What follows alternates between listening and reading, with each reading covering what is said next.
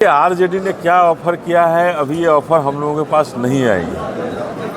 हम लोगों के पास कोई ऐसी सूचना नहीं आई है कि आरजेडी ने क्या कहा है, लेकिन इतना जरूर है कि बहुजन समाज पार्टी 243 सीट पर लड़ रही है और 24-25 पर लड़ने वाली नहीं है बहुजन समाज पार्टी, क्योंकि सरकार हमें अपनी बहुजन समाज पार्टी की बना। 2020 में एमआईएम से आप लोगों का गठबंधन था, क्या फिर इस बार गठबंधन होने जा रहा है एमआईएम के साथ? देखिए, अभी किसी से गठबंधन की बात नहीं हो रही है। अभी हम अपने समाज में जो शोषित दलित वंचित वर्ग है, उस समाज में लोगों को जागृत कर रहे हैं। और शिक्षा का कुंभ भी होना चाहिए।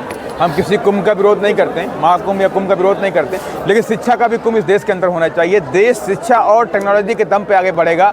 बाकी चीज़ों तो हमारी बात की बातें हैं। तो हम तो भी कहेंगे, जब भी हम इस लायक बनेंगे या ताकत में आएंगे, तो शिक्षा का और नौकरी का भी कुंभ होना चाहिए। देखिए, हमने पहली बार नहीं बनाया, हमने कई बार बनाया है। हाँ, ये जरूर है कि पटना में पहली बार हो रहा है। इससे पहले अलग अलग जिलों में बनाया गया है और हमने इससे पहले भी एक बड़ा सम्मेलन करने का काम किया, जिसमें बापू भवन भी कई बार हुआ है और यहाँ तक कि राजगीर में भी हुआ है। इस तरह के तमाम कार्यक्रम पार्टी के चलते रहते हैं और 100% जो आज लोगों में उत्साह संत रविदास जी की जयंती के अवसर पर यहाँ पे जो लोग इकट्ठे हुए थे, क्योंकि अभी उनके पखवाड़े पे हमने जो आज इनको आह्वान किया हुआ था, उसमें तमाम हज़ारों की तादाद में बहुजन समाज पार्टी के कार्यकर्ता पूरे बिहार से यहाँ पे इकट्ठे हुए हैं और 100% ये एक बड़ी अंगड़ाई है, बड़ी एक मैसेज भी है, संदेशा भी है कि आने वाले समय में बीएसपी बहुत ताकत के साथ में उभर रही है।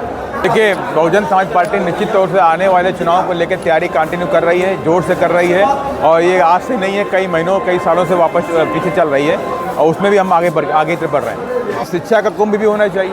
हम किसी कुंभ का विरोध नहीं करते हैं, महाकुंभ या कुंभ का विरोध नहीं करते, लेकिन शिक्षा का भी कुंभ इस देश के अंदर होना चाहिए। देश शिक्षा और टेक्नोलॉजी के दम पे आगे बढ़ेगा। बाकी चीज़ों तो हमारी बात की बातें हैं। तो हम तो भी कहेंगे, जब भी हम इस लायक बनेंगे या ताकत में आएंगे, तो शिक्षा का और नौकरी का भी कुंभ होना चाहिए। तमाम आवाम की, तमाम जनता की, तमाम बेरोजगार युवाओं की मांग है। बीएसपी को लेकर जबरदस्त उत्साह सड़कों पर देखने को मिला, क्या कहेंगे आप? देखिए, बीएसपी के लिए पहले से भी लोगों में उत्साह रहा है और आज ही ये कार्यक्रम हमारा मिलर हाई स्कूल में था। उस कार्यक्रम को एक दिन पहले सरकार ने कैंसिल करा दिया करके आनन फानन में ये व्यवस्था हमें यहाँ करनी पड़ी, जो काफ़ी छोटी व्यवस्था हम लोगों की तरफ से हुई। तो कहीं ना कहीं सरकार भी इस बीएसपी से इतना जरूर समझ गई है कि बीएसपी अब रुकने वाली नहीं है, इसकी आंधी है और निश्चित रूप से आने वाले समय में ये तूफान का रूप लेगी। अनिल जी, क्या आज जयंती के बहाने क्या चुनावी अभियान की बीएसपी ने शुरुआत कर दी है? चुनावी मैदान में देखिए, ये चुनावी कोई बैठक नहीं थी, चुनाव की बात हमने नहीं की, लेकिन इतना जरूर हमने कहा, ये समानता की बात है, ये सामाजिक समरसता की बात है कि आज भी हमारे लोगों को दबाया जा रहा है। आज भी अगर बिहार में ही हम बात करें तो बिहार की जो सरकार बनी है उसके मंत्रालय में हमारे लोगों को जगह नहीं मिली। जो दलित समाज से जो उसमें आने चाहिए थे, 7 दलित समाज से लोग हैं उसमें। ऐसा क्यों हो रहा है? जो नौकरियां मिल रही है, उन नौकरियों में हमारे लोगों को, पिछड़े अति पिछड़ों को, दलित समाज को दबाया जा रहा है, उन्हें नहीं मिल पा रही है।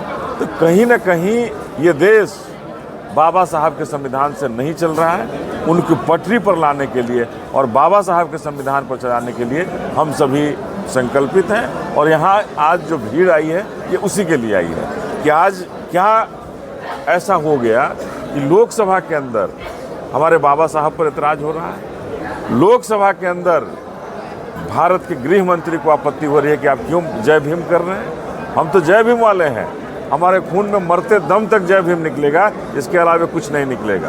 तो हम जय भीम वाले हैं और जय भीम के नारों के साथ हमारा अंत होगा। लेकिन ये कहना चाहते हैं कि आपको अगर जय भीम से एलर्जी है तो आपको भारत छोड़ना पड़ेगा। इसी साल विधानसभा के चुनाव है सर, लोग कह रहे हैं कि इस बार हम लोग मजबूती से लड़ेंगे। आप लोग तैयार हैं? आपके समर्थकों, कार्यकर्ताओं का कहना है कि एकदम मजबूती से लड़ेंगे बीएसपी। निश्चित रूप से तैयार हैं। ये पूरे बिहार में 243 सीट पर हम लड़ने की तैयारी कर रहे हैं और पूरे बिहार में एक जोश है और हम एक दावे के साथ कहना चाहते हैं, विश्वास दिलाना चाहते हैं कि इस बार बहुजन समाज पार्टी की सरकार बनेगी। बिहार में कोई ऐसा दल है जो दलित पिछड़ों के लिए अच्छे से काम कर रही है, ईमानदारी से काम कर रही हो? अगर कोई हो तो आप ही नाम बता दें। दलितों की बात करने वाले लोग हो सकते हैं, लेकिन दलितों के उत्थान की बात कोई नहीं करता। माजिद भी कल बाबा साहब के संविधान की बात कोई नहीं कर सकते हैं। संविधान को बचाने वाले नहीं हैं।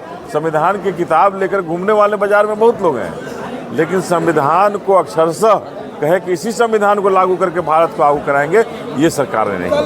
जीतन मांझी कल दलित समागम कर रहे हैं, कह रहे हैं कि हम अधिकार दिलाएंगे जिनको पीछे छोड़ दिया गया समाज में। मुख्यमंत्री तो थे 1 साल, लगभग 1 साल मुख्यमंत्री थे। कौन सा अधिकार उन्होंने दिलाया था? अभी भी केंद्र में मंत्री हैं, कौन सा अधिकार उन्होंने दिया? अभी तो हैं उद्यम के मंत्री। तो किसी दलित के बेटा को, किसी दलित की बेटी को कह दे कि हम उद्योग धंधे दे रहे हैं, क्यों नहीं कह पा रहे हैं? तो हम केवल लॉलीपॉप दिखाने के लिए हैं क्या कि हमारे समाज को लॉलीपॉप आप दिखा रहे हैं?